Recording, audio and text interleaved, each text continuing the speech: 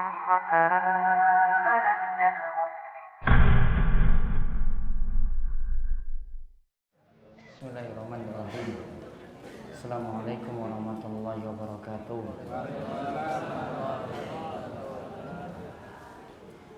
Innal hamdalillah nahmadu wa nasta'inu wa nastaghfiruh wa na'udzu billahi min shururi anfusina wa min sayyiati a'malina.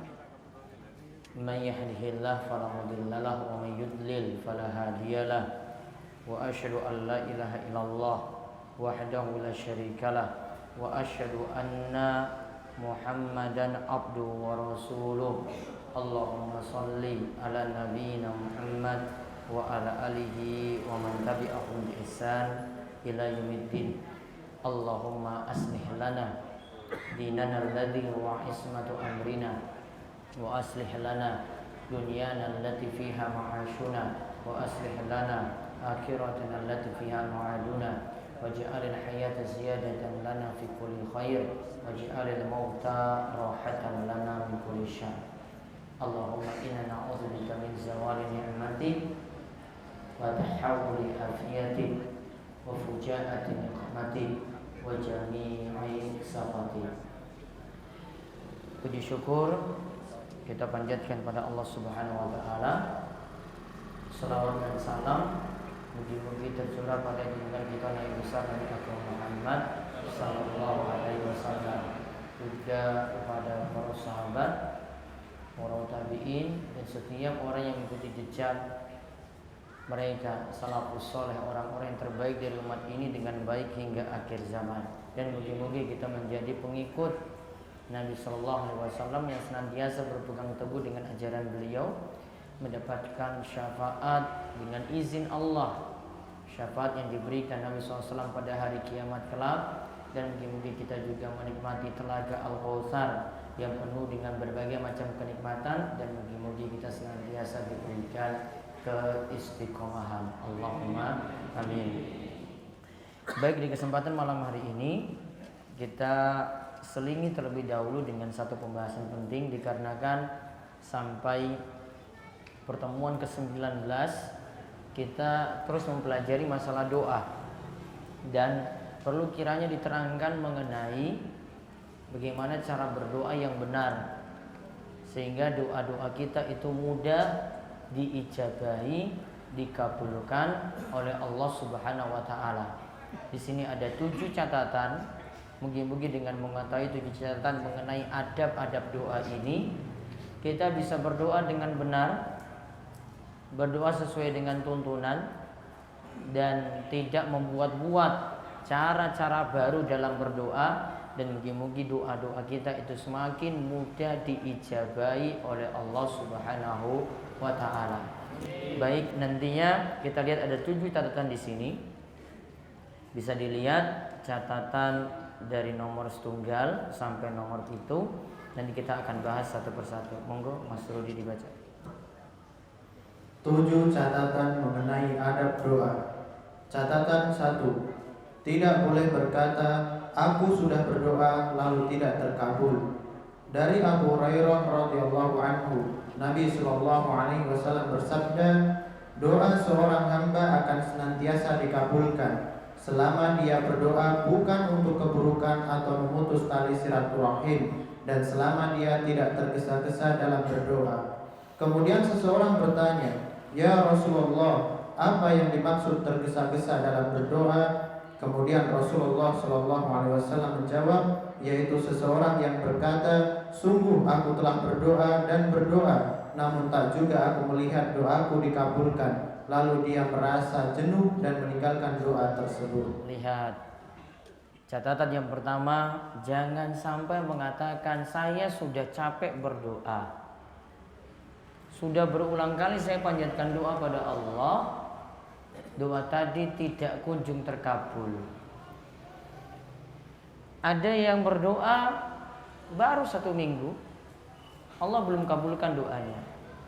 Ada yang doanya sebulan belum juga dikabulkan doanya. Ada yang doanya setahun juga belum Allah kabulkan doanya. sampai mungkin ber-10 tahun, atau dia memanjatkan doa terus. Contohnya saja mungkin ada yang belum dikaruniai keturunan oleh Allah Subhanahu wa taala sampai puluhan tahun, kemudian suatu waktu Allah kabulkan doa ini dan dia akan sangat berbahagia sekali. Maka tidak boleh kita itu mengatakan aku sudah banyak berdoa, saya sudah banyak berdoa dan doa tadi tidak juga kunjung terkabul.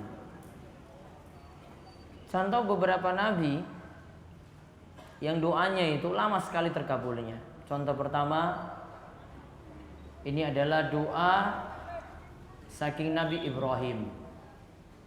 Doa saking Nabi Ibrahim alaihissalam. Setiap waktu dia itu memanjatkan doa pada Allah Subhanahu wa taala supaya punya keturunan. Itu disebutkan di dalam surat Az-Zariyat, mulai dari ayat hal ataka haditsu dhaifi Ibrahim al-mukramin. Hal ataka haditsu, maukah dikabarkan kepadamu tentang tamu yang datang, yaitu malaikat yang datang kemudian memberitahukan kabar gembira kepada Nabi Ibrahim dan istrinya yang ketika itu sudah syaiba, sudah sepuh, bahwasanya mereka itu punya keturunan. Berapa lama berdoa? Itu dari Nabi Ibrahim nikah dengan istrinya sampai usia tua, usia sepuh. Dalam beberapa riwayat disebutkan Nabi Ibrahim itu sekitar umurnya mendekati 100 tahun atau lebih daripada itu, atau 80-90 tahun lah. Dan istrinya pun orang-orang sudah vonis istrinya itu mandul, ya, sudah vonis istrinya itu mandul. Namun datang tadi malaikat, kemudian memberikan kabar gembira sampai istrinya itu merasa heran sekali. Saya sudah sepuh seperti ini, suami saya juga sudah sepuh juga sama, dan saya sudah diputuskan itu mandul. Namun Allah putuskan ada keturunan lewat tadi malaikat yang berikan kabar gembira kepada Nabi Ibrahim alaihissalam dan istrinya. Juga contoh yang lainnya Nabi Zakaria. Itu juga menanti keturunannya lama sekali. Ya, dia itu berdoa kepada Allah nidaan khafiyah. Dia itu berdoa kepada Allah dengan berdoa dengan lirih, tidak berdoa dengan suara yang keras. Dan ketika dia berdoa itu berdoanya lama sekali. Maksudnya waktu yang dia butuhkan untuk punya keturunan itu lama. Sama seperti kasusnya Nabi Ibrahim alaihissalam. Nabi Zakaria juga ketika mendapatkan keturunan itu ketika usia sepuh, sudah sangat-sangat tua sekali. Istrinya juga demikian. Istrinya juga sudah divonis itu mandul. Namun Allah juga memberikan keturunan selanjutnya. Putranya diberikan nama Yahya. Putranya Nabi Zakaria siapa? Yahya. Diberikan keturunan ini. Dan ini jadi isyarat juga karena doa Nabi Zakaria tadi disebutkan nidaan khafiyah. Dia memanggil Allah Subhanahu wa taala dengan seruan yang lirih. Maka Bapak Ibu asalnya doa yang paling bagus itu tidak dengan suara keras. Cukup jadi rahasia antara diri kita dengan Allah. Tidak dengan suara keras. Namun ini jadi rahasia antara diri hamba itu dengan Allah. Mau punya masalah apapun lebih bagus dengan doa itu dengan suara lirih. Jadi antara tujuannya juga doa ini lirih, doa ini suaranya lirih, tujuannya tidak menimbulkan kecemburuan satu dan yang lainnya. Coba panjenengan minta dengan suara keras, ya Allah berikanlah saya itu motor yang 25 jutaan ya Allah, warnanya irang. Kemudian 1 pekan kemudian terkabul. Apa yang terjadi kalau ada di kanan kiri kita tahu doa kita seperti tadi? Timbul iri, timbul hasad, kebencian. Mugi-mugi ya ini ada yang doa nggak senang ini. Akhirnya samping kanan kirinya tadi yang dengar doa ini, doanya jadi nggak senang. Ya Allah, mugi-mugi yang dapat motor anyar tadi motornya hancur, ketabrak truk, ketabrak bis, ketabrak mobil. Jadi nggak senang. Dikarenakan apa? Doa tadi dengan suara yang tidak lirih. Ini diantara sebabnya disebutkan oleh Syekhul Islam Ibnu Taimiyah di dalam Majmu' al-Fatawa. Beliau sebutkan ada sebab-sebab doa itu afdolnya dengan suara lirih, tidak dengan suara keras. Kembali ke pembahasan ini juga diantara adab berdoa Bapak Ibu. Jangan pernah mengeluh. Jangan pernah banyak komentar tentang doa yang dipanjatkan. Lihat kata Nabi SAW di sini, la yazalu yustajabu lil abdi malam yad'u bi ismin aw qati'ati rahimin. Doa itu akan terus dikabulkan selama isi doa tadi bukan dosa atau bukan untuk memutuskan silaturahim. Apa isi doa itu? Dosa itu bagaimana? Tadi berdoa supaya motor tetangganya itu hancur lebur. Memutuskan silaturahim itu bagaimana? Yaitu dengan keluarganya biar tidak ada hubungan lagi. Selama doanya bukan doa jelek semacam tadi, maka Allah akan mudah mengabulkan doa tadi. Dengan catatan, jangan banyak mengeluh kalau doa tadi itu belum terkabul. Dan ingat, kalau disebutkan dalam hadis yang lainnya, Nabi SAW itu menyebutkan doa itu terkabul dalam 3 bentuk. Jadi dicatat penting ini biar diingat terus. Doa itu terkabul dalam 3 bentuk. 1. Tadi doanya minta apa tadi? Motor nggih? Ya. Berarti diberikan sesuai dengan yang diminta. Diberikan sesuai dengan yang diminta. Tadi mintanya apa? Motor. Alhamdulillah untuk motor anyar. Senyum, ya doanya terkabul. Alhamdulillah. Wujudnya sesuai dengan yang diminta. Yang kedua, Allah selamatkan kita dari musibah sebagai gantian doa yang terkabul tadi. Allah selamatkan kita dari musibah sebagai gantian dari doa tadi yang diminta. Tadi mintanya apa? Motor. Alhamdulillah penyakitnya sembuh ketika berobat di rumah sakit. Dia itu kecelakaan, kemudian keluar 1 minggu, alhamdulillah sembuh, tidak meninggalkan bekas. Ya, tidak meninggalkan bekas. Ingat, diantara doa yang bagus kalau panjenengan itu jenguk tiang sakit, ya, doa yang paling bagus itu adalah doa minta pada Allah yang Maha menyembuhkan penyakit supaya penyakit tadi itu disembuhkan dan tidak meninggalkan bekas. Allahumma rabban nasi azhibil ba's ishfi anta syafi la shifaa illa shifauka shifaan la yughadiru saqaman. Di kalimat yang terakhir, ya Allah sembuhkanlah penyakit tadi, mudah-mudahan kesembuhan ini tidak meninggalkan bekas. Kalau demam, ya mudah-mudahan tidak ada bekasnya lagi. Kalau luka, mudah-mudahan tidak ada bekasnya lagi. Itu doa yang paling bagus. Dan yang dituntut atau dianjurkan ketika jenguk tiang sakit itu bukan hanya nyumbang, bantu. Yang lebih urgent itu apa? Yang lebih penting itu apa? Doa. Jangan pelit-pelit untuk mendoakan dia.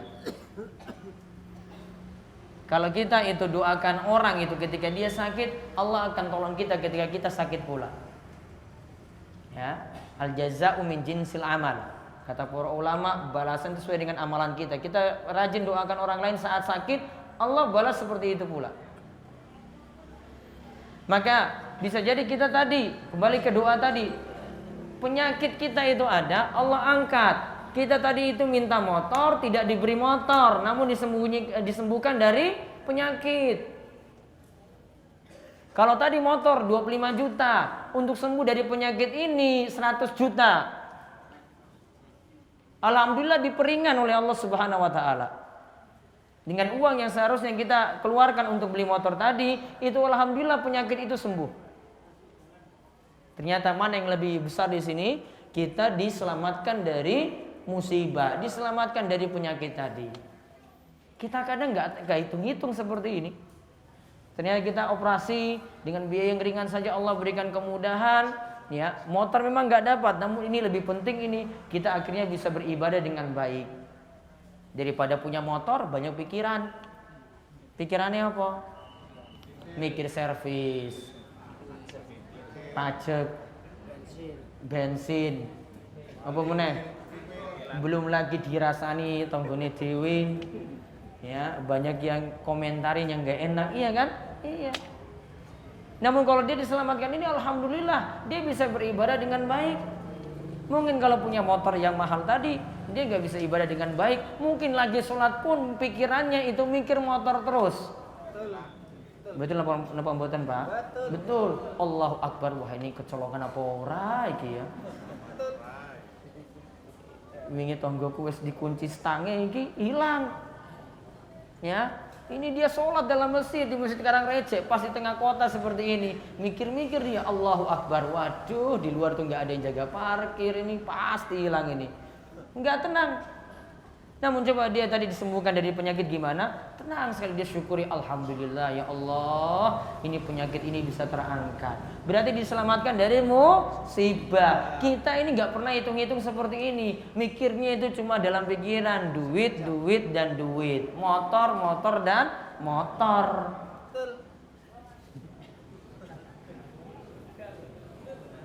Backing soundnya ini. Terus yang ketiga. Sudah dua ya, yang ketiga. Jadi simpanan di akhirat. Doa tadi itu jadi simpanan di akhirat. Tidak diberi di dunia yang diminta tadi, ya, bukan juga diselamatkan dari sesuatu yang buruk, namun ini jadi simpanan di akhirat. Berarti manfaat. Doanya enggak disia-siakan oleh Allah. Dia terus memanjatkan doa seperti tadi. Dia butuh sesuatu seperti ini, dia panjatkan doa terus. Ya Allah, berikanlah saya kebaikan. Ya Allah, berikanlah saya ini, berikan saya ini. Dia minta terus pada Allah. Itu nggak pernah disia-siakan. Bahkan nanti kalau tidak diberi di dunia, jadi simpanan di akhirat. Dan ingat, wal akhiratu khairul laka minal ula. Yang didapati di akhirat itu lebih baik daripada kehidupan pertama di dunia ini. Rumah di surga itu lebih enak daripada, lebih mewah, lebih istimewa, lebih nikmat daripada rumah yang ada di dunia ini. Dia minta rumah tidak diberi di dunia, dia dapat rumah di surga nanti. Sama juga dengan kendaraan tadi. Apapun yang diinginkan di surga itu nanti akan diberikan. Ya, bagi siapa yang berdoa pada Allah Subhanahu wa taala. Siapa yang menginginkan sesuatu di surga, dia akan diberikan apapun. Maka akan diberikan yang lebih baik daripada apa yang diminta di dunia. Coba diulang 3 tadi itu apa? Biar diingat-ingatin loh kalau doa. 1, diberikan sesuai dengan yang diminta. Oke, yang kedua, diselamatkan saking musibah. Yang ketiga, diganti nanti di akhirat. Maka ketika para sahabat berdoa seperti ini, maksudnya mereka itu berdoa dan tahu yang Nabi SAW sebutkan tadi. Lalu para sahabat itu katakan kepada Nabi SAW, kalau begitu wahai Nabi SAW, kami akan terus memperbanyak doa. Kalau begitu Nabi SAW, kami akan terus memperbanyak doa. Maka ketika itu Nabi SAW mengatakan, Allahu Aksar. Allah yang akan terus memperbanyak, mengabulkan doa-doa kalian. Intinya berarti doa itu tidak pernah sia-sia. Doa itu tidak pernah sia-sia. Pasti ada manfaat, yaitu bentuk pengabulannya tadi ada 3. Tinggal diingat-ingat saja 3 ini. Maka orang itu ketika berdoa tidak akan pernah bersedih. Yang ada kalau orang itu bersedih karena menganggap harus diberi sesuai dengan yang diminta, enggak kayak gitu. Ya, bisa jadi Allah selamatkan dari yang lainnya. Nah, kemudian lanjut langsung catatan kedua, menghadirkan hati. Catatan kedua, menghadirkan hati ketika memanjatkan doa. Dari Abu Hurairah radhiyallahu anhu, Rasulullah sallallahu alaihi wasallam bersabda, berdoalah kepada Allah dalam keadaan yakin akan dikabulkan, dan ketahuilah bahwa Allah tidak mengabulkan doa dari hati yang lalai. Taib. Berdoalah ud'ullaha wa antum muqinuna bil ijabah. Berdoalah kepada Allah dalam keadaan kalian itu yakin doa itu terkabul. Wa alamu, ketahuilah annallah, sesungguhnya Allah la yastajibu doa min qalbin ghafil lahin. Allah tidak mengabulkan doa dari hati yang lalai, yang tidak memperhatikan. Artinya apa yang dia panjatkan itu dia tidak pahami. Apa yang dia itu baca cuma keluar di mulutnya begitu saja. Tidak tahu apa yang dia itu minta. Cuma karena jadi kebiasaan jalan terus seperti itu. Contoh di sini beberapa bentuk zikir pagi petang, Bapak Ibu-ibu, ada bentuk zikir pagi petang itu melindungi kita dari berbagai macam gangguan. Nanti kita akan dijaga dari pagi sampai petang.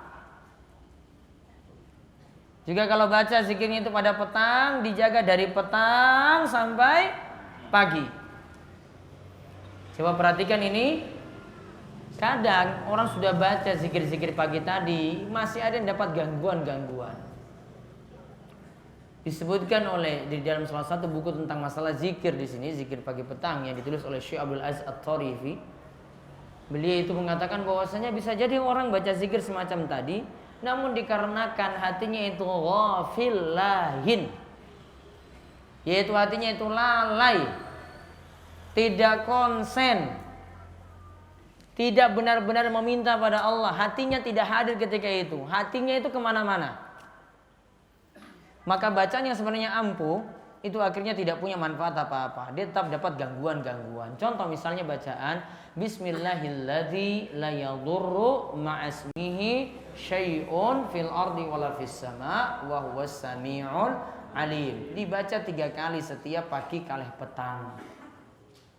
Bismillahilladzi, dengan nama Allah yang la yadurru, tidak ada yang memberikan bahaya, fil ardi wala fis sama', di muka bumi ini, wala fis sama', maupun di langit, wa huwas samiul alim, dan Allah Maha mendengar lagi Maha mengetahui. Kata Nabi SAW disebutkan tentang faedah bacaan ini, orang yang baca ketika pagi akan terlindungi sampai petang. Sebaliknya orang yang baca ketika petang akan terlindungi sampai pagi. Maka di sini menunjukkan penting sekali kita pahami tadi apa yang dibaca, direnungkan maknanya baik-baik. Contoh di sini Bapak Ibu-ibu, kalau berdoa bentuk apapun itu pahami dulu artinya. Kalau enggak memang pahami artinya, bagusnya berdoa dengan bahasa yang kita pahami. Kalau di luar sholat tidak dituntut kita pakai bahasa Arab. Cuma yang dituntut pakai bahasa Arab cuma dalam sholat saja.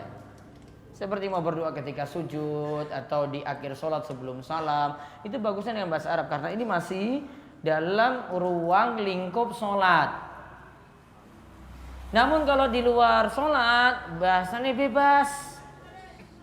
Kalau panjenengan nggak pahami artinya, sudah berdoa dengan bahasa sendiri. Misalnya lagi berdoa, Rabbana atina fid dunya hasanah wa fil akhirati hasanah wa qina adzabannar. Kalau ini nggak tahu ini artinya apa, mendingan minta aja dengan bahasa sendiri yang dipahami. Pakai doa yang dipahami. Itu lebih afdol daripada kita itu berdoa kita tidak pahami maknanya. Maka doa tadi itu akan manfaat. Contoh sering kita ulang setiap kali kajian malam Sabtu di sini, doa-doa yang ada itu. Berusaha hafal doanya, pahami juga maksudnya. Enggak mesti hafal per kata itu artinya enggak. Hafal doanya, kemudian tahu maksudnya doa tadi itu apa. Contoh doa yang terakhir yang kita bahas, doa agar apa yang terakhir nomor 19? Oh, lupa. Masalah apa Pak Yoto? Bebas utang. Bagaimana doanya? Allahumma inni a'udzubika minal ma'sami wal makrum. Itu doa untuk apa? Nyaur utang apa terlepas dari utang? Nyaur utang kok wis dimaca terus kok ora lunas-lunas iki. Apa?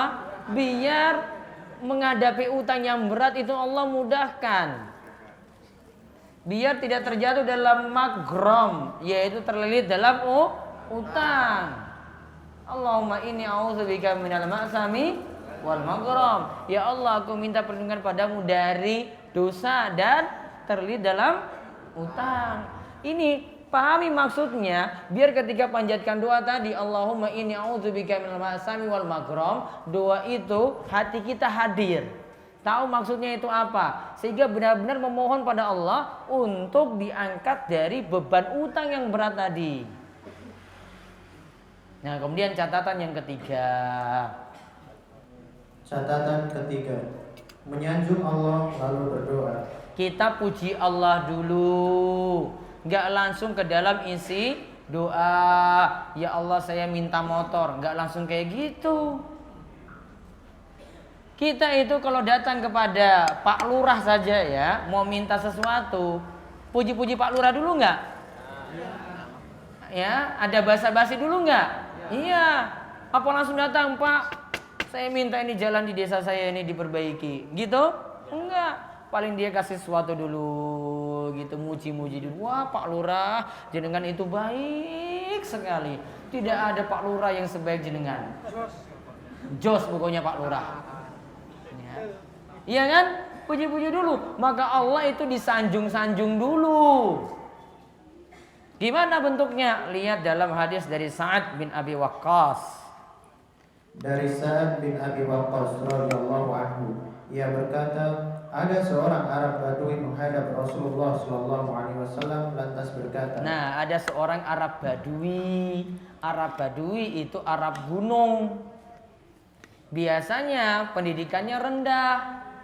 Pernah ada Arab Badui masuk masjid, pipis di pojok masjid. Karena nggak sekolah. Ya.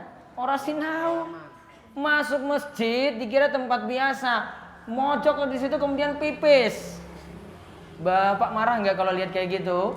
Marah. Maka sahabat Nabi itu marah pada Arab Badui. Ini orang ini sembarangan aja kencing di masjid. Karena nggak sekolah. Maka kalau kita bicarakan Arab Badui, jangan senang. Wah, itu aku pengen kayak Arab Badui. Arab Badui itu nggak sekolah. Ya, rendah pendidikannya. Apa dimaksudkan Arab Badui tadi? Dia ketika kencing di masjid masuk kencing karena nggak tahu adab, nggak tahu sopan santun. Kemudian dia pipis di situ. Para sahabat sudah marah. Rasulullah SAW katakan, sudah da'uhu, biarkan dia saja sampai kencingnya rampung. Malah Nabi SAW biarkan masjidnya dikencingnya Arab Badui. Apa maksudnya? Nah, di sini setelah kencingnya itu rampung, Nabi SAW minta, sudah para sahabat, ambil sekarang air, siram kencingnya itu. Ya, siram kencingnya itu. Kenapa Nabi SAW itu baru bilang belakangan setelah kencingnya rampung? Kira-kira kalau bapak pipis sembarangan lah, ada yang bisa langsung di stop? Langsung stop. Pindah tempat kok. Pindah tempat kan? Malah najisnya pindah-pindah. Ya, kalau disuruh stop langsung dia stop, kena masalah nanti, penyakit. Maka Nabi SAW tahu, sudah biarkan dia saja sampai rampung. Nanti kan setelah ini kan bisa disiram, akhirnya najisnya itu hilang. Itu perlu menyikapi seseorang itu sesuai dengan keadaannya. Orang yang intelektual, punya pendidikan tinggi, penyikapannya berbeda. Orang yang nggak sekolah, penyikapannya juga berbeda. Orang desa yang taunya cuma ngarit, golek pakan, ya penyikapannya juga berbeda. Orang yang sekolah tinggi juga penyikapannya berbeda. Nggak bisa semuanya itu dipukul sama ratakan. Karena ada yang paham, ada yang nggak paham. Nah, itulah beberapa kisah tentang Arab Badui. Terus, ajarkanlah kepadaku suatu kalimat yang aku bisa mengucapkannya, Nabi SAW bersabda, ucapkanlah la ilaha illallah wahdahu la syarikalah, Allahu akbar kabira, walhamdulillahi katsira, wa subhanallahi rabbil alamin, wala haula wala quwata illa billahil azizil hakim. Artinya, tidak ada sesembahan yang berhak disembah selain Allah yang Maha Esa, dan tidak ada sekutu baginya. Allah Maha Besar, segala puji bagi Allah yang banyak. Maha suci Allah, Rabb semesta alam, serta tidak ada daya dan upaya kecuali bersama Allah yang Maha Perkasa lagi Maha Bijaksana. Terus orang Arab Badui itu? Orang Arab Badui itu berkata, itu semua untuk Rabbku, lalu manakah untukku? Beliau menjawab, ucapkanlah Allahumma gfirli warhamni wahdini warzuqni. Artinya, ya Allah, ampunilah aku, rahmatilah aku, berilah aku hidayah. Allahumma gfirli warhamni wahdini warzuqni. Ini hampir sama seperti kita baca kapan? Doa duduk antara dua sujud. Nah, tadi itu pujian-pujian untuk Allah. Ada bacaan la ilaha illallah wahdahu la syarikalah, Allahu akbar kabira, walhamdulillahi katsira, wa subhanallahi rabbil alamin, wala haula wala quwata illa billahil azizil hakim. Ini namanya sanjungan pada Allah. Nah, setelah itu orang Badui katakan, itu kan tadi pujian untuk Allah. Terus gimana wahai Rasulullah? Saya mau berdoa bagaimana? Maka Nabi ajarkan, Allahumma firli, ya Allah ampunilah aku. Warhamni, rahmatilah aku. Wahdini, berilah aku hidayah. Yang kurang sini warzuqni, berikanlah rizki kepadaku. Itu tidak saya terjemahkan, lupa ya. Warzuqni, berikanlah rizki kepadaku. Lihat isi doanya tadi Bapak Ibu sekalian, diawali dulu dengan pujian, nyanjung Allah terlebih dahulu. Maka kalau Bapak Ibu ingin berdoa, angkat tangan kemudian berdoa, awali dengan pujian. Bismillahirrahmanirrahim. Apa pujian paling sederhana apa? Alhamdulillahi rabbil alamin. Sudah, itu sudah namanya memuji. Segala puji bagi Allah, Rabb semesta alam. Itu sudah namanya pujian. Ya, itu sudah namanya pujian. Ada lagi yang pujian lebih daripada itu, ada. Namun yang paling ringkas kita cuma mengucapkan alhamdulillah sebelum kita berdoa. Itu artinya segala puji pada Allah. Terus Ibnul Qayyim, yang Syekh Salim bin Id Al-Hilali. Syekh Salim bin Id Al-Hilali hafizahullah menyatakan bahwa disunahkan untuk berzikir dan menyanjung Allah sebelum doa. Karena Rasul SAW mengajarkan Arab Badui tersebut sanjungan kepada Allah dahulu sebelum doa. Ini yang disebut at-tahliyah qabla at-tahliyah, membersihkan dahulu sebelum menghiasi dan mengisi. Lihat, sama seperti kita itu kalau ba'da sholat. Kalau bapak dan ibu-ibu mau berdoa nanti setelah ba'da sholat, dan kata Nabi SAW ketika ditanya ayat du'ai asma, doa apa yang paling didengar? Nabi SAW itu katakan doa di akhir sholat. Maka coba lihat ketika selesai salam, Nabi SAW ajarkan ke kita zikir dulu. Baca astagfirullah 3 kali. Terus Allahumma antas salam wa minkas salam tabarakta ya dzal jalali wal ikram. Terus baca la ilaha illallah wahdahu la syarikalah lahul mulku wa lahul hamdu wa huwa ala kulli syai'in qadir. Allahumma la mani alima ataita wa la mu'tiya lima mana'ta wa la yanfa'u zal jaddi mingal jaddu. Sing niki hafal? Allahumma la mani alima ataita. Wonten sing hafal ya, ada yang enggak hafal juga. Ini padahal ada. Ada lagi, diulang lagi bacaan itu, la ilaha illallah wahdahu la syarikalah lahul mulku wa lahul hamdu wa huwa ala kulli syai'in qadir. La haula wa la quwata illa billah. La ilaha illallah wa la na'budu illa iyyah. Lahun ni'mal wa lahul fadlu wa lahus sana'ul hasan. La ilaha illallah mukhlishina lahud din walau karihal kafirun. Sing niki hafal? Mboten hafal. Dereng hafal. Padahal itu ada di buku zikir ba'da salat. Ya, ini yang ada riwayat-riwayatnya saking Kanjeng Nabi SAW. Setelah itu baca apa? Subhanallah 33, Alhamdulillah 33, Allahu Akbar 33. Terus la ilaha illallah wahdahu la syarikalah lahul mulku wa lahul hamdu wa huwa ala kulli syai'in qadir.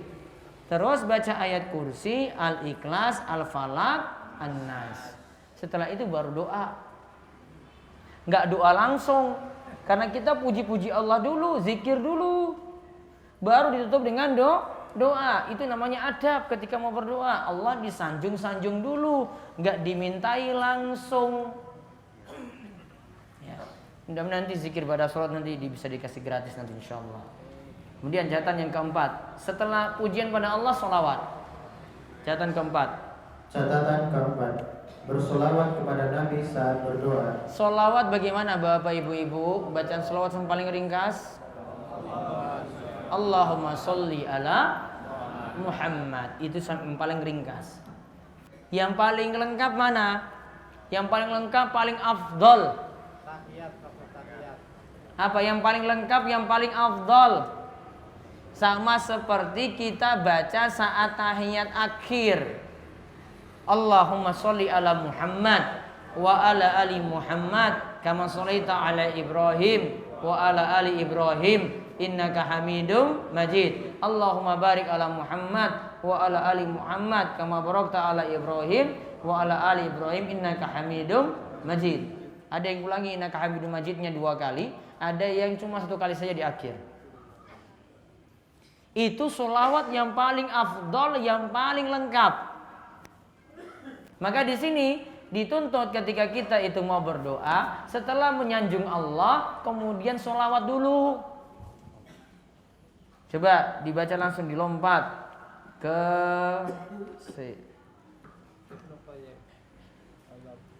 langsung Ibnul Qayyim. Coba Ibnul Qayyim menyatakan pula.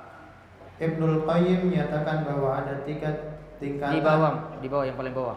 Ibnul Qayyim menyatakan pula bahwa membaca sholawat pada saat berdoa kedudukannya seperti membaca Al-Fatihah dalam sholat. Jadi pembuka doa adalah sholawat kepada Nabi Sallallahu Alaihi Wasallam.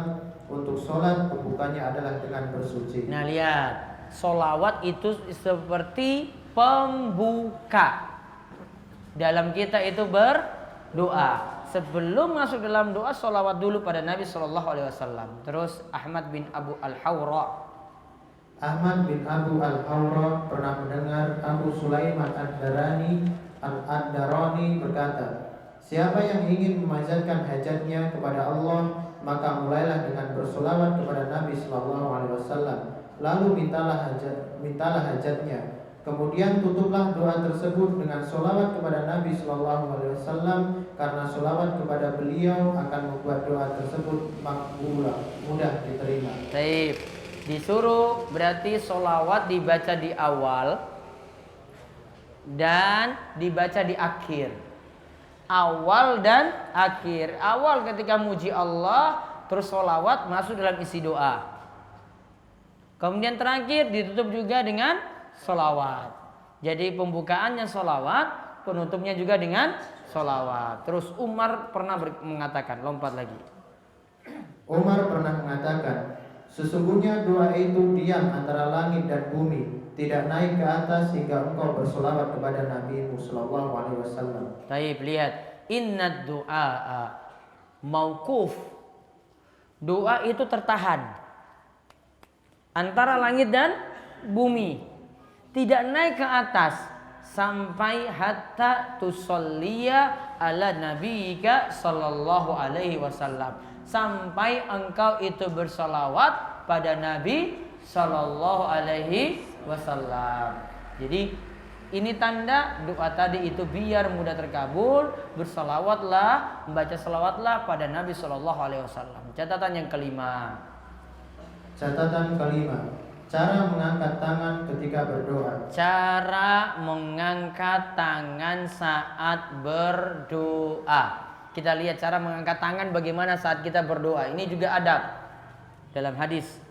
Dalam hadis dari Abu Hurairah radhiyallahu anhu, kemudian Nabi Shallallahu Alaihi Wasallam menceritakan tentang seorang laki-laki yang telah lama berjalan karena jauh jarak yang ditempuhnya, sehingga rambutnya kusut, masai dan berdebu. Orang itu mengangkat tangannya ke langit seraya berdoa, wahai Rabbku, wahai Rabbku. Padahal makanannya dari barang yang haram, minumannya dari yang haram, pakaiannya dari yang haram, dan diberi makan dengan makanan yang haram, maka bagaimanakah Allah akan memperkenankan doanya? Nah, lihat. Di sini Nabi SAW itu katakan, beliau ceritakan tentang seseorang yang dalam keadaan safar. Terus itu rambutnya kusut, masai, dan badannya penuh debu. Ia mengangkat tangannya ke langit ketika berdoa. Dia angkat tangannya ke langit ketika berdoa seperti ini. Dia angkat tangannya. Terus dia mengatakan, Ya Rabbi, Ya Rabbi, wahai Robku, wahai Robku. Kemudian dikarenakan selanjutnya ada sebab yang membuat doanya sulit terkabul. Nabi SAW mengatakan, wa mat'amuhu haramun, wa mashrabu haramun, wa malbasu haramun, wa ghudhiya bil harami, fa anna yustajabu lidzalik. Makanannya itu dari yang haram, minumnya juga dari yang haram, pakaiannya juga dari yang haram, pekerjaannya yang dia dapat untuk makan, minum, dan pakaiannya tadi, pekerjaannya juga dari yang haram. Lalu Nabi SAW tegaskan, bagaimana mungkin jika seperti itu doanya itu bisa terkabul. Berarti Bapak Ibu-ibu, lihat, doa itu sulit terkabul ketika kita makan atau mengkonsumsi yang haram. Walaupun kita sudah angkat tangan ketika itu. Padahal angkat tangan saat berdoa ini jadi sebab doa itu terkabul. Nabi SAW mengatakan dalam riwayat yang lain, Allah itu tidak senang, atau Allah itu pasti nanti akan mengabulkan doa ketika seorang itu mengangkat tangannya ke hadapan Allah. Allah tidak mungkin mengembalikan tangannya kosong, tidak ada isinya. Artinya kosong tidak ada isinya apa? Allah tidak mungkin membiarkan doanya tidak terkabul. Maka asalnya doa itu dengan mengangkat tangan. Nah, sekarang bentuknya ada dua cara seperti yang dikatakan oleh Imam Ibnu Rajab. Ada dua cara mengangkat tangan ketika berdoa secara umum yang disebutkan oleh Ibnu Rajab Al-Hambali. Yang pertama, mengangkat tangan dengan menjadikan bagian punggung telapak tangan diarahkan ke arah kiblat sambil yang berdoa menghadap kiblat, sedangkan bagian dalam telapak tangannya diarahkan ke arah wajah. Riwayat cara ini adalah dari contoh doa istisqa yang diperhatikan oleh Nabi SAW. Lihat cara pertama gini, tangannya dihadapkan ke muka, punggung telapak tangannya itu menghadap ke kiblat. Ya, saya hadap ke jamaah seperti ini, lihat, gini ya. Jadi tangannya dihadapkan ke muka. Ini pernah Nabi SAW berdoa seperti ini untuk sholat istisqa. Ibu-ibu sudah lihat ini, ibu-ibu? Ini. Tangannya dihadapkan ke muka. Terus yang kedua. Mengangkat kedua tangan dengan menjadikan bagian dalam telapak tangan dihadapkan ke langit, lantas punggung telapak tangan dihadapkan ke bumi. Ada riwayat seperti dari Ibnu Umar, Abu Hurairah, dan Ibnu Sirin. Baik. Lihat, yang kedua tangannya begini. Ya, agak diangkat, enggak turun di bawah pusar, enggak. Ini. Jadi dua. Yang pertama tangannya dibuka seperti ini, dihadapkan ke langit. Karena Allah itu di atas sana. Ya, dihadapkan ke langit karena Allah itu di atas sana.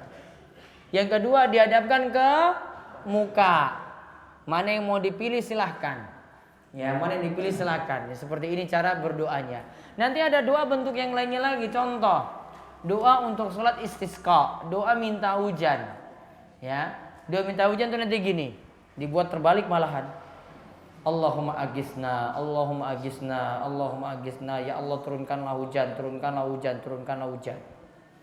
Ada lagi doa imam saat khutbah Jumat.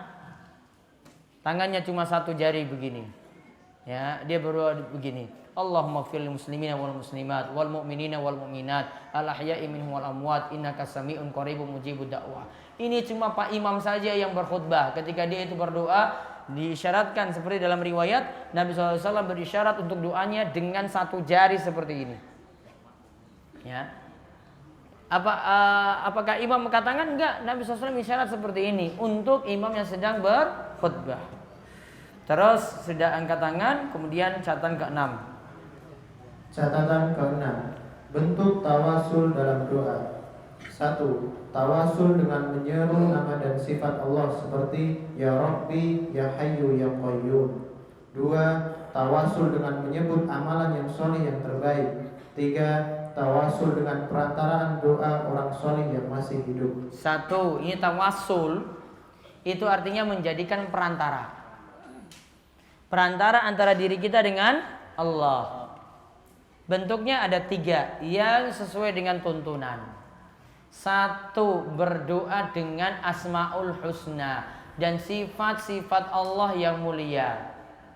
Asmaul Husna bagaimana? Berapa jumlahnya? 99 yang jenengan disuruh hafal. Namun nama Allah tidak dibatasi 99. Kita sudah pernah baca di antara dalilnya itu doa nomor 17 yang panjang kemarin. Allahumma inni abduk ibnu amatik ihtaja ila rahmatik. Seterusnya sampai pada kalimat samaita bihi nafsa, yaitu nama yang engkau namakan untuk dirimu ya Allah.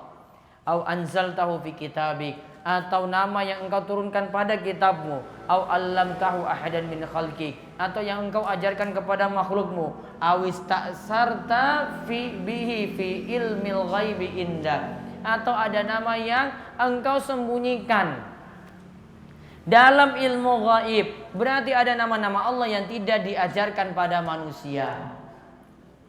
Berarti nama Allah lebih daripada 99. Namun ada hadis yang menyebutkan kalau siapa yang hafal 99 nama, dia itu pahami, maka itu punya keutamaan tersendiri. Itu dalam sisi menghafalnya. Namun nama Allah sendiri lebih daripada 99 nama. Maka ketika kita berdoa, kita nyeru Allah sesuai dengan Asmaul Husna yang bersesuaian. Contoh, kita memohon ampun pada Allah. Apa nama Allah Asmaul Husna yang Maha Pengampun apa? Ya Ghaffar, Ya Ghaffar aghfirli, Ya Ghaffar, ya Allah yang Maha Pengampun, ampunilah dosa-dosaku. Allah yang Maha mencukupi, Ya Ghani, Ya Ghani, cukupkanlah rizkiku. Ya, itu namanya Ghani. Asmaul Husna juga Al-Ghani. Bisa berdoa juga dengan nama tersebut. Jadi sesuaikan dengan isi doa yang ingin kita panjatkan. Yang kedua, tawasul dengan menyebut amalan soleh yang terbaik. Kita punya amalan soleh apapun boleh kita gunakan untuk tawasulan. Contoh, ya Allah, saya punya amalan sodakoh. Jika memang amalan ini adalah amalan yang terbaik dan ikhlas karenamu, ya Allah, angkatlah saya dari kesulitan ini. Ini pernah dilakukan ketika ada 3 orang yang tertutup dalam gua. Masing-masing menyebutkan amal solehnya untuk tawasul. Dengan tujuan setelah berdoa ini, mereka minta supaya ketika itu pintu gua tertutup karena tertutup dengan batu besar. Mereka minta pada Allah supaya batu tadi itu terbuka.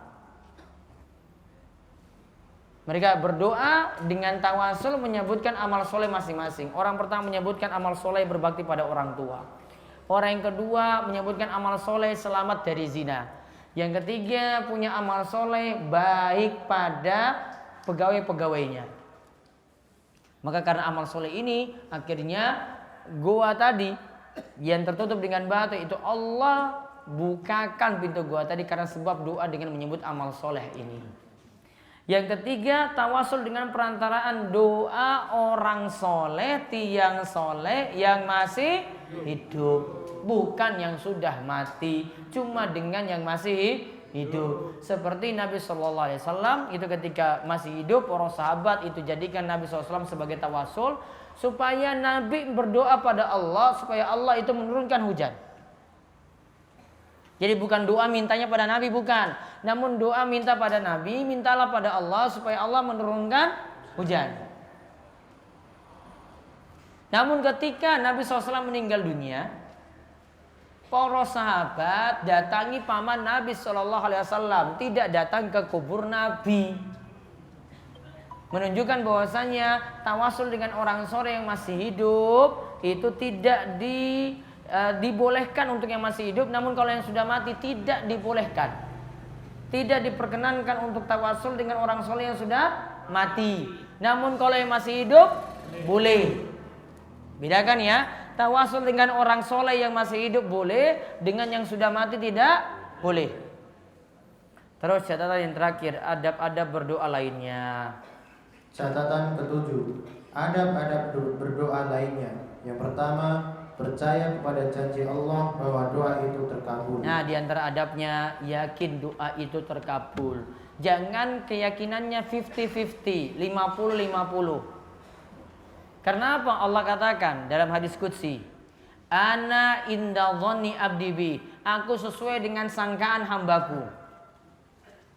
Kalau hambaku itu yakin doanya terkabul, maka doa akan terkabul. Kalau hambaku yakin itu doanya paling dikabulkan cuma separuh saja, ya sudah, berarti cuma separuh yang dikabulkan.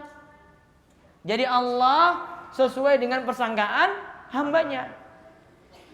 Hamba yakin Allah itu memberikan pertolongan, maka pertolongan akan datang. Kalau kita yakin utang tadi akan lunas, maka utang tadi akan lunas. Kita yakin penyakit kita akan sembuh, maka penyakit itu akan sembuh dengan izin Allah Subhanahu wa taala. Terus yang berikutnya. 2. Memilih waktu terbaik untuk berdoa. Nah, ada waktu-waktu terbaik untuk berdoa. Contoh, berdoa pada hari Jumat. Ya, bisa dari pagi sampai sore sebelum matahari itu tenggelam. Bisa juga doa ketika turun hujan. Ya, doa ketika turun hujan. Yang ketiga, doa ketika sepertiga malam terakhir. Jam pinten sepertiga malam terakhir? Sekitar jam 1. Ya, sekitar jam 1 malam. Nah, berdoa ketika itu sampai datang subuh. Kapan lagi waktu terkabulnya doa? Saat sujud. Kapan lagi? Bulan Ramadan saat berpuasa 5. Kapan lagi? Antara azan lan iqomah. Antara azan dan iqomah. Kapan lagi? Ba'da sholat setelah salam. Yang penting tadi zikir dulu. Apalagi kapan lagi?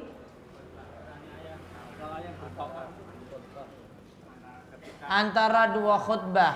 Ya, ketika khutbah Jumat. Apalagi? Ketika mendengar ayam berkokok. Ada riwayat yang menyebutkan seperti itu. Apalagi? Doa ketika orang itu terzolimi. Contohnya apa terzolimi? Difitnah. Terus doanya pripun? Ya Allah, mudah-mudahan yang fitnah saya itu motornya hancur. Gitu. Hah? Gitu doanya. Mudah-mudahan yang memfitnah saya dapat hidayah, diberikan petunjuk, oleh Allah, yang dulu jelek jadi baik, gitu. Balas dengan doa yang baik. Jangan balas dengan doa yang jelek.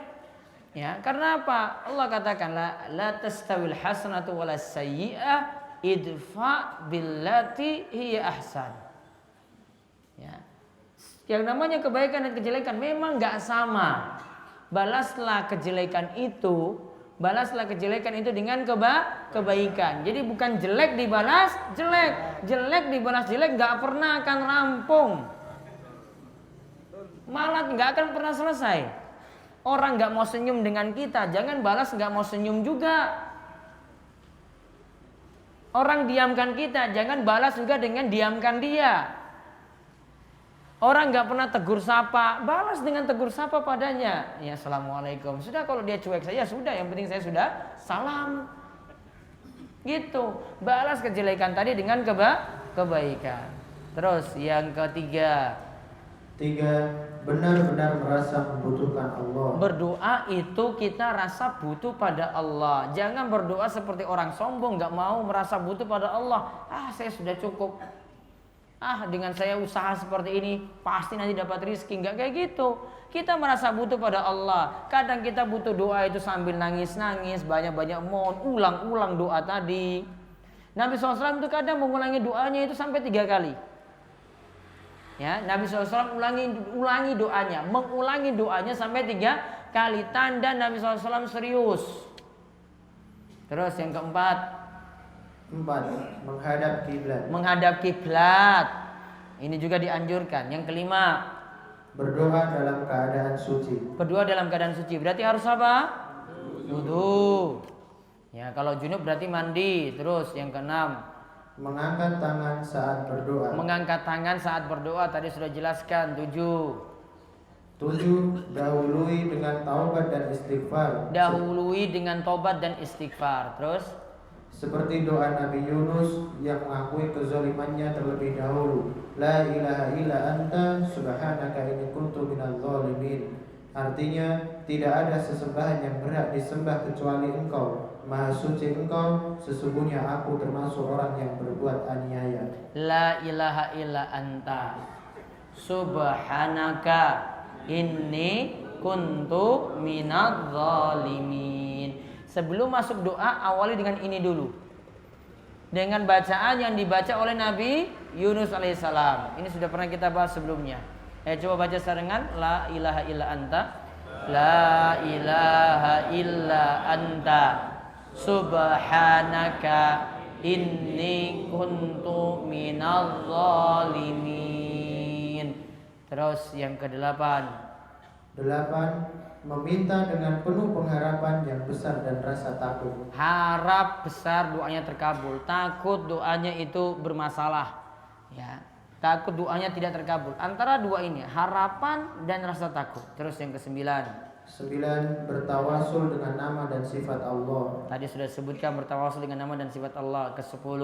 10. Mendahului doa dengan sedekah. Berarti ada amal soleh dulu sebelum kita berdoa. Yang ke-11 terakhir. 11. Memilih doa yang telah disebutkan dalam Al-Quran dan diajarkan oleh Nabi SAW. Baiknya doanya itu dari Al-Quran dan hadis. Karena doa dari Al-Quran dan hadis itu biasanya singkat-singkat dan tidak berlebihan, atau disebut dengan i'tida' fi doa. I'tida' fi doa itu artinya berlebihan dalam doa. Contoh, ada seorang sahabat, anaknya berdoa seperti ini. Dia minta surga pada Allah. Ya Allah, saya minta di surga itu ada istana. Istananya itu warna putih, berada di sebelah kanan surga. Dia perinci sekali doanya. Maka ketika sahabat ini dengan anaknya berdoa seperti itu, kemudian dia ingatkan, Nabi SAW melarang doa yang berlebihan, yaitu i'tida' fid doa. Apa bentuknya tadi? Terlalu memperinci dalam doanya. Contoh, ya, ini doanya karena tidak ada dari Al-Quran dan Sunnah, namun dia buat-buat sendiri, tapi doanya berlebihan. Minta motor tadi. Minta motornya apa? Warnanya apa? Ireng. Terus cc ini 150. Terus bahannya gede. Ya ora iso ban cilik ya motor balap. Terus ya, mereknya tertentu disebutkan. Ya. Kemudian mintanya, ya, ini ya Allah mudah-mudahan awet sampai 20 tahun. Rinci detail sekali seperti itu mintanya. Nah, ini namanya i'tida' fid doa. Berlebihan dalam doa. Kenapa seperti ini kurang bagus? Karena kalau Allah beri yang lain, ternyata dia tidak dapat motor 150 cc tadi, dapatnya motor matic. Coba kira-kira gimana nanti mukanya ketika dapat doa seperti itu? Gimana nanti keadaannya? Waduh ya Allah, saya kok minta motor ini, kok diberi motor ini? Dia seakan protes. Harusnya isi doanya, ya Allah berikanlah saya kendaraan yang baik. Sudah cukup. Ya Allah, berikanlah saya kendaraan yang baik. Maka apapun yang diberi nanti Allah akan beri. Dan itu nanti pasti baik untuk kita. Beda dengan cara kita itu memperinci.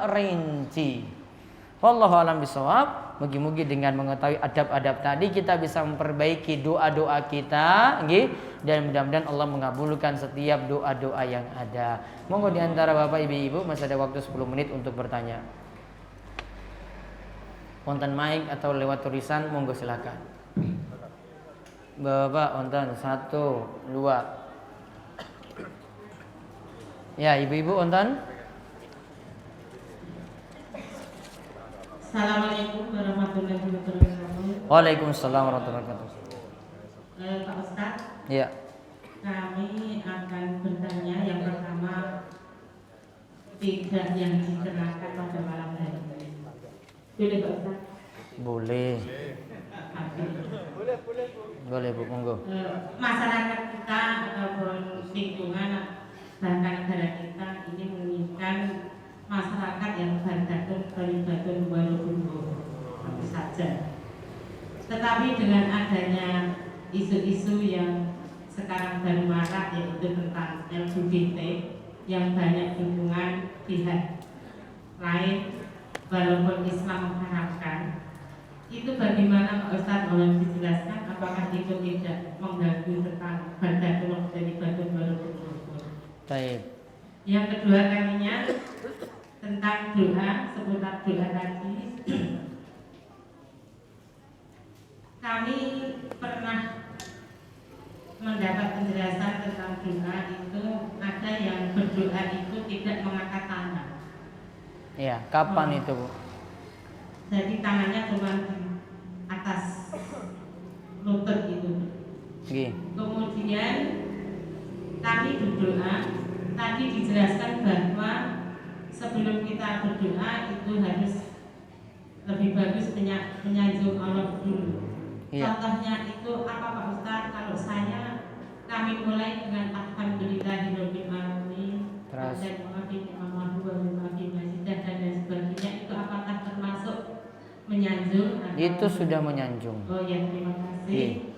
Assalamualaikum warahmatullahi wabarakatuh. Waalaikumsalam warahmatullahi wabarakatuh. Taib. Yang pertama tentang LGBT.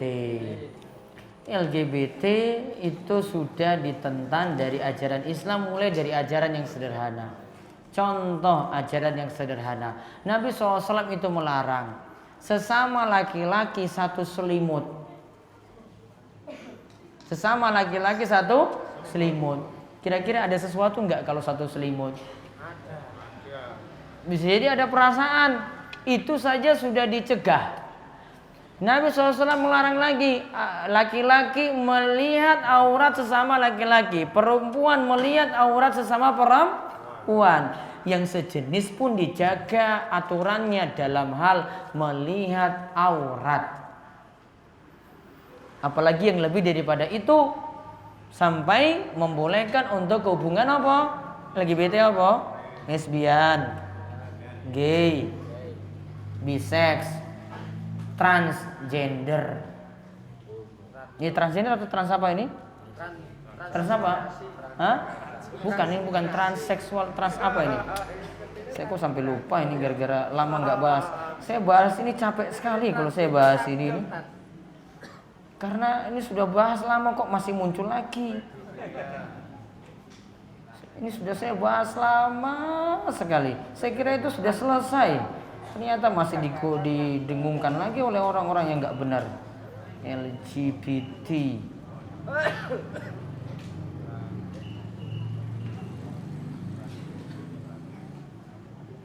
Ya pokoknya seperti itu, ada pada seperti itu saya diatur dalam Islam.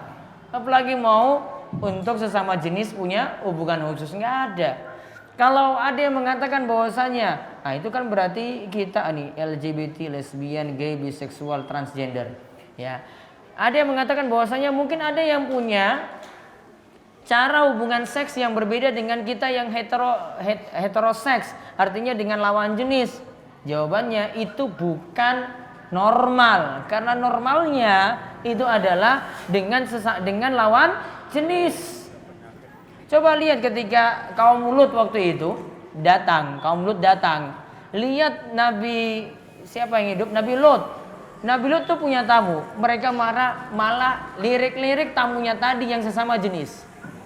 Kemudian Nabi Lut tuh mengatakan, kalau kamu mau, kamu ini ada anak-anak perempuan saya ini lawan jenis dengan kalian. Kenapa nggak nikahi anak-anak perempuan saya saja? Kenapa kalian nafsunya sesama laki-laki?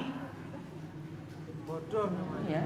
Diingatkan oleh Nabi Lut alaihissalam. Ini ada anak-anak perempuan saya. Kenapa kalian masih milih yang sesama aja jenis?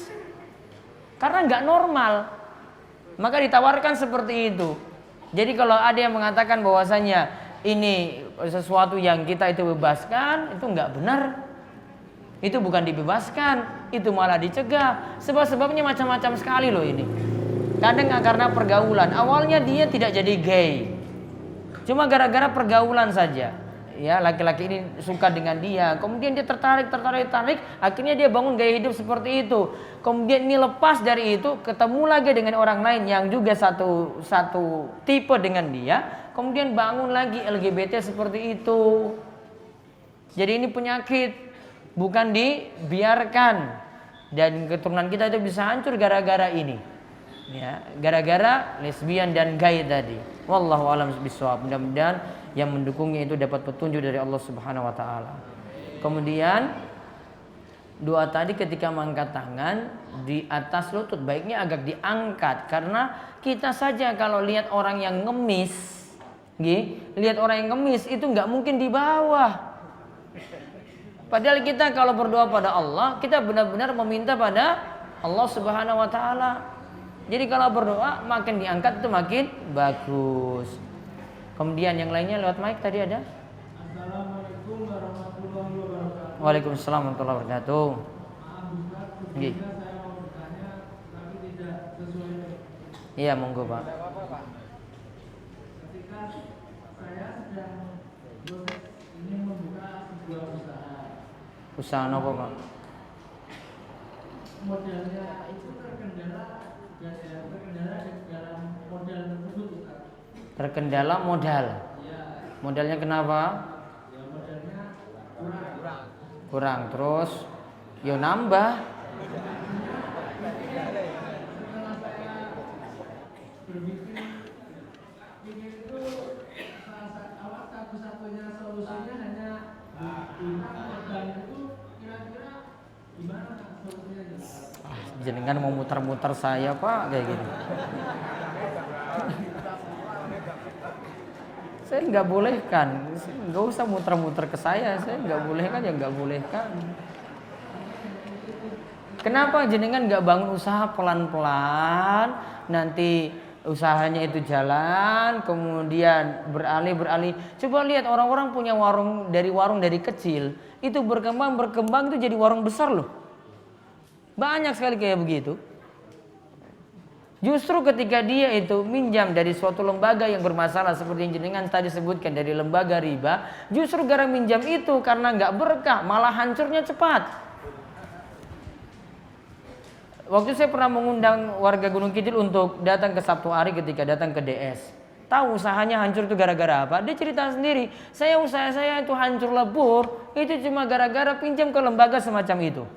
Awalnya usaha saya itu biasa-biasa saja, normal, tergiur, kemudian ada pinjaman besar, modal besar diberikan. Akhirnya dia ikuti itu modal tadi. Berikutnya usahanya hancur lebur, ada yang kecolongan, ada yang kena inilah, kecelakaan, macam-macam. Awalnya kalau tidak pakai itu, biasa-biasa saja, jalan normal. Ya, coba jenengan pertimbangkan baik-baik. Saran saya kalau memang butuh modal tidak lewat lembaga itu, modal paling penting sebelum jenengan ini mau pinjam sana sini, bangun kepercayaan terlebih dahulu. Kalau kepercayaan ini sudah ada, sifat amanat sudah ada, orang akan beri bantuan apapun. Jenengan buka roti bakar lah misalnya ya, roti bakar modal butuh sekian juta misalnya. Kalau ada yang tahu ini usaha ini akan jalan dengan baik dan tahu jenengan itu amanat sekali, maka akan diberi modal tadi. Paling nanti dia katakan, sudah Pak, pakai ini saja. Nanti kalau sudah dapat untung kembali, silakan nanti kembalikan uang pada saya.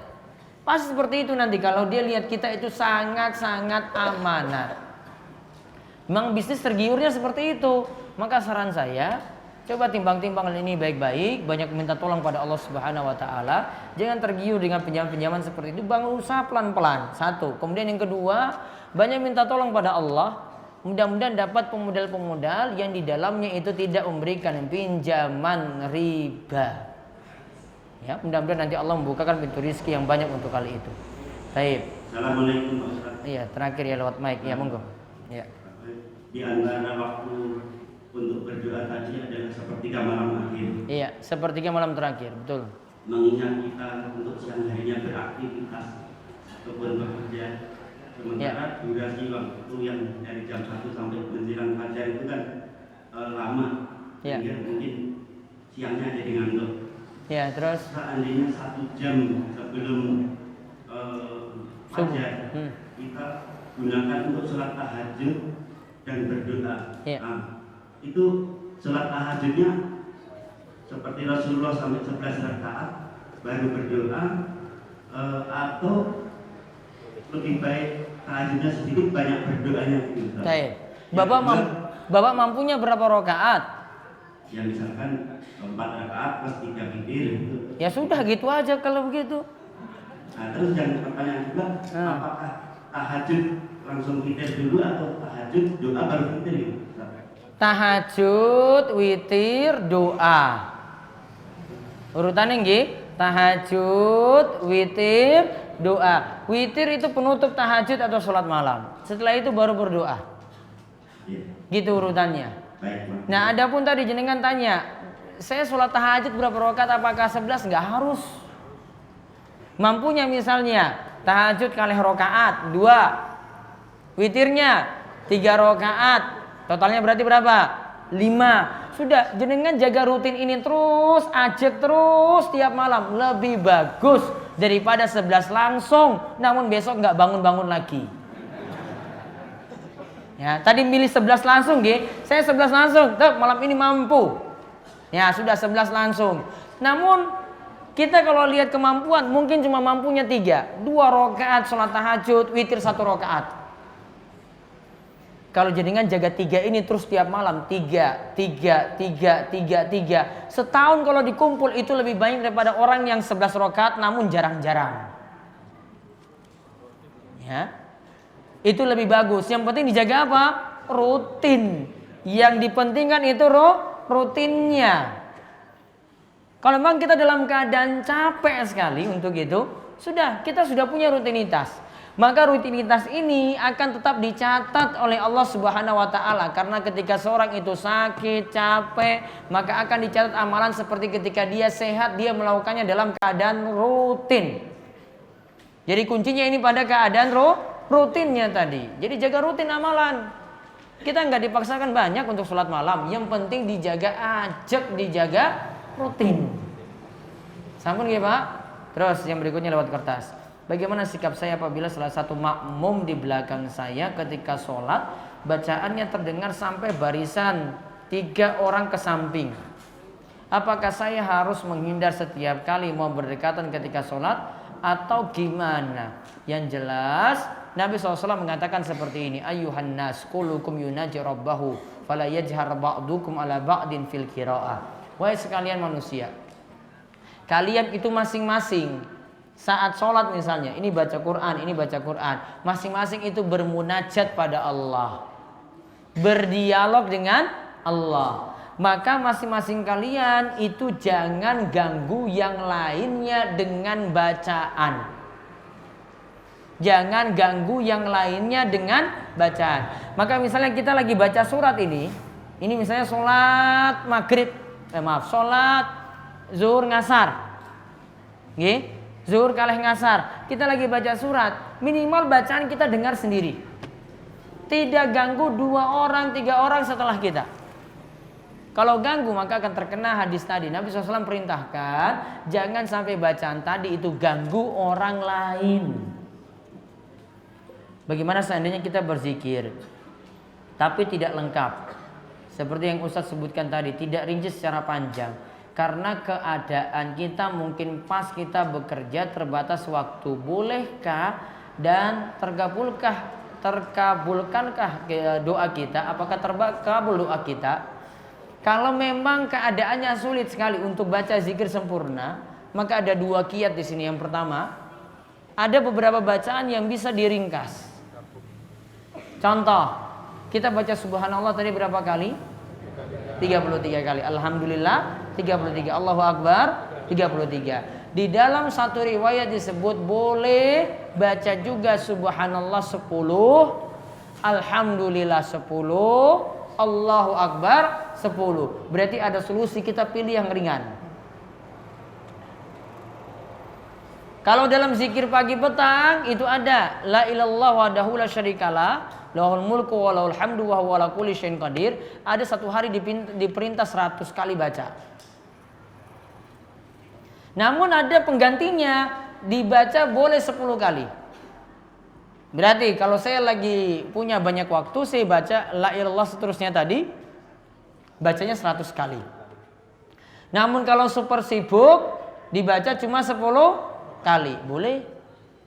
Atau solusi yang kedua, kita rampungkan sholat. Kalau punya aktivitas, sudah sambil kita jalan ini, misalnya jarak kita dengan masjid dengan kantor itu dekat. Sudah habis sholat, saya pergi sambil berjalan sambil baca zikir tadi. Ya, itu tidak masalah untuk itu. Yang penting dibaca sholat. Ya, dahulukan seperti itu. Zikir tidak ditinggalkan.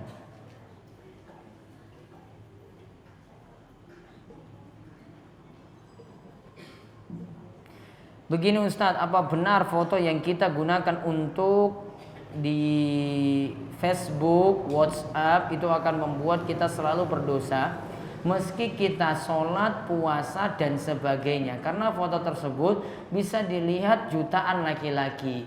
Jawaban singkatnya, ibu-ibu nggak usah banyak selfie kemudian fotonya itu disebar di media sosial. Nggak usah banyak gaya kemudian disebar di media sosial. Suami yang baik itu suami yang selamat dari sifat dayus. Apa yang dimaksud dayus? Dayus itu perhatikan kalau istrinya punya masalah diingatkan. Istri jangan dibiarkan majang foto seperti itu. Bahaya. Bahayanya kenapa? Banyak laki-laki yang lirik. Dikira itu masih bujang, belum nikah, ternyata sudah punya anak 3. Ada nggak ibu-ibu kayak gitu? Sudah punya anak 3, mungkin sudah punya cucu juga. Namun gayanya nomor 1 ketika di media sosial. Saya sedikit tarik kamera, dipasang. Padahal harus 2 putu loh ini. Ya. Ingat, aturan itu ada. Beda kalau laki-laki dia mau bebas seperti itu, dia tidak akan terlalu ini. Namun kalau perempuan baik nanti akan lirik sana sini. Coba ada beberapa rumah tangga yang hancur.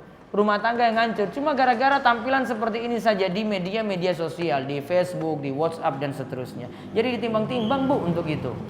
Bagaimana cara berdoa saja saat sujud? Haruskah dengan bahasa Arab? Aturannya kalau dalam mazhab Syafi'i dinyatakan oleh Imam Nawawi dalam kitabnya Al-Majmu', dinyatakan oleh Al-Imam Asy-Syirbini dalam kitabnya Al-Iqna'. Mereka berdua mengatakan dalam mazhab Syafi'i doa dalam sholat itu dengan bahasa Arab.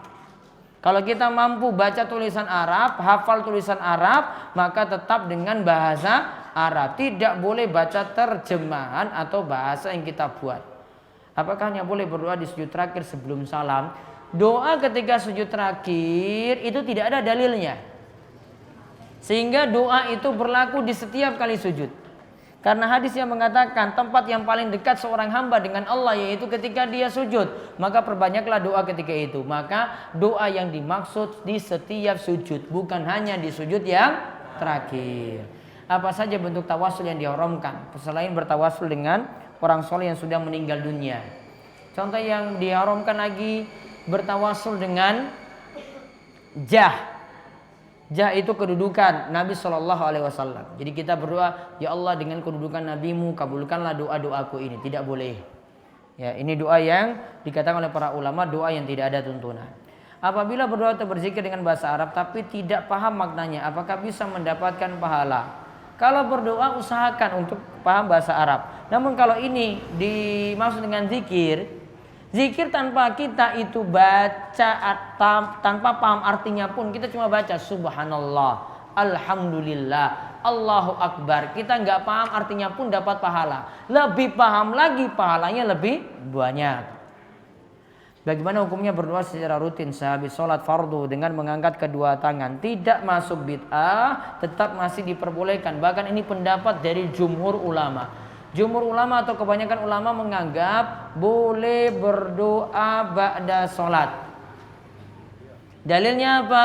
Fa iza faraqta fansab wa ila rabbika farghab. Fa iza faraqta, menurut salah satu penafsiran, jika engkau selesai sholat, berarti ba'da sholat, fansab, beralihlah pada kegiatan yang lain. Sebagian tafsiran maksudkan beralihlah kepada doa. Setelah sholat berdoalah. Wa ila rabbika farghab, dan kepada Rabbmu banyak-banyaklah berharap supaya doa itu terkabul. Ada hadis bunyinya kurang lebih, tidak ada seorang pun yang lebih mereka cintai, yaitu para sahabat, saat melihatnya selain Nabi SAW. Namun jika melihat beliau, mereka tidak pernah berdiri karena mereka mengetahui kebencian beliau akan hal tersebut. Hadis yang kedua, Nabi SAW pernah berdiri untuk menyambut Fatimah. Fatimah pun itu demikian untuk menyambut kedatangan beliau. Pertanyaan, hukum berdiri bagaimana Ustadz jika merujuk dari kedua hadis di atas, dan sanad dari kedua hadis tersebut itu bagaimana? Yang satu dari Abu Bukhari, yang satu dari Abu Daud. Dua-duanya insya Allah sahih. Kemudian cara berdiri yang dimaksudkan bagaimana? Kalau berdirinya untuk menyambut tamu, maksudnya ini tamu datang, kemudian kita lihat itu tamu datang terus kita salamin seperti tujuannya, maka boleh. Namun kalau tamunya ini datang kemudian dia lewat saja, ya kemudian kita itu berdiri. Berdiri bukan untuk tujuan untuk menyambut, namun kita menganggap itu untuk menghormati yang berlebihan kepada orang ini, maka itu yang tidak boleh, karena itu sudah menghormati yang berlebihan. Ya, saya jelaskan seperti itu saja. Wallahu a'lam bishawab. Ini yang kita bahas untuk kesempatan malam hari ini.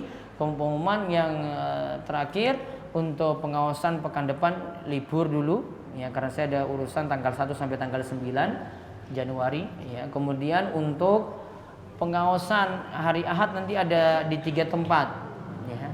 Yang pertama di Pantai Sepanjang.